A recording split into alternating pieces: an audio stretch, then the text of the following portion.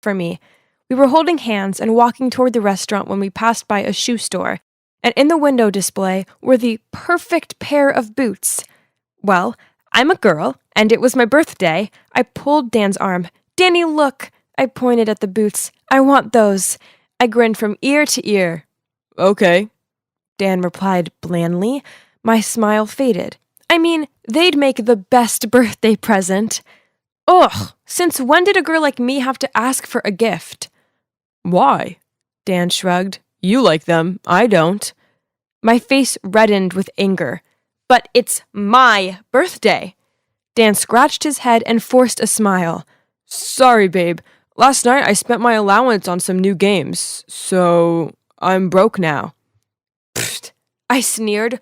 "Why don't you ask your mom?" And he unexpectedly went mad. "Hey, you're obviously the wealthier one. How come you keep asking me to buy you stuff?" Enough! I stopped dead. I have never, ever dated anyone as awful as you before. You're a grown-ass man, so stop running to your mommy every time you forget how to turn the kettle on or stub your toe. And why on earth do you still get an allowance at your age?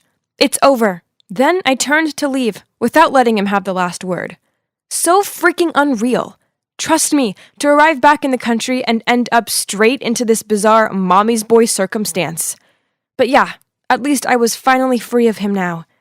It's been a few weeks since then, but just the thought of Dan still made me so mad. Ugh, I needed to get out of here and live a little. So I called my close friend Philip and arranged to meet him and some of my trusted guy friends at a bar. "Cheer up, little girl," he teased. "I know what will put a smile on your face. Our gaming group found this hilarious player.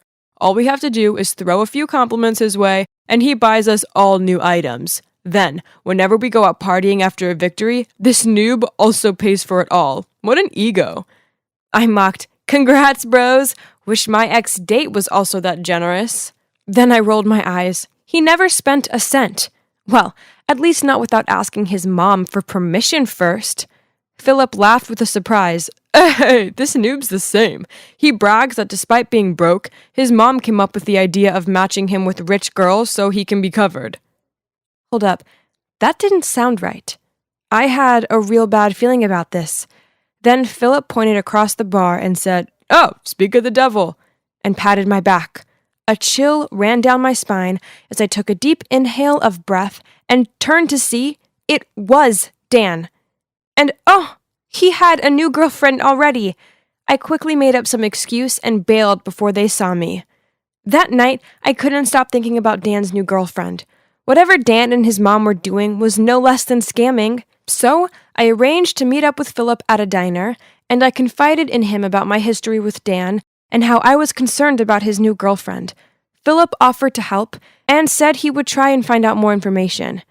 A few days later, he reported back with his findings. Turns out, Dan and his mom had learned the Claire lesson, so this time with his new girlfriend, Lizzie, they were playing it differently.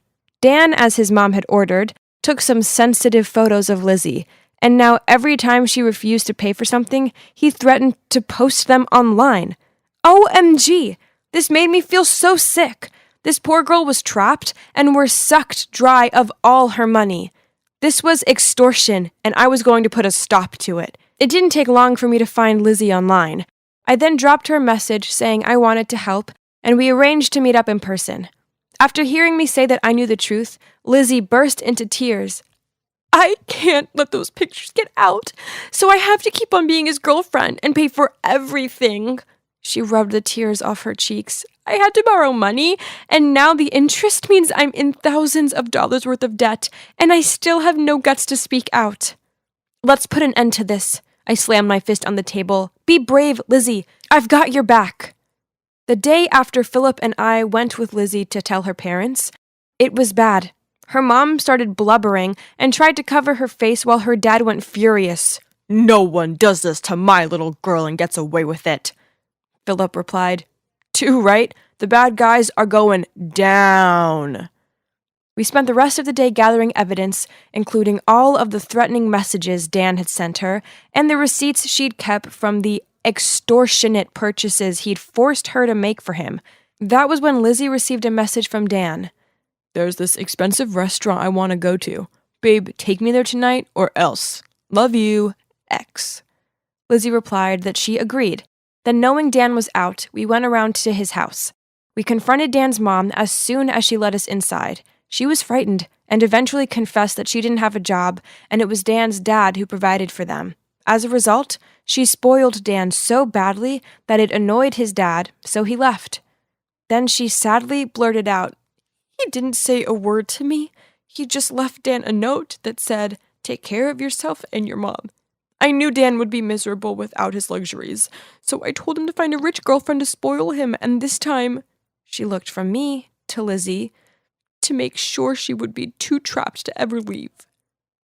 There was a knock at the door. She looked at us awkwardly before she went to answer it. We followed her, and that was when we saw 2 cops arresting her. She bursted into tears as they took her away. I guess she thought she was a devoted mother who was doing right by her son, when, in truth, she went about it in totally the wrong way. She ended up going to jail, and her house was sold to pay off Lizzie's debts. As for Mommy's boy Dan, as an accomplice, he ended up doing community restitution. Hey, this would probably do him some good, as he'd finally learn what a day's hard work actually felt like. Thankfully, Lizzie gradually got over this traumatizing event and was ready to start dating again. With Philip. About me, well, I'm still single, but I don't feel lonely anymore, as I have awesome friends. Besides, this way I have no guys bumming money off me.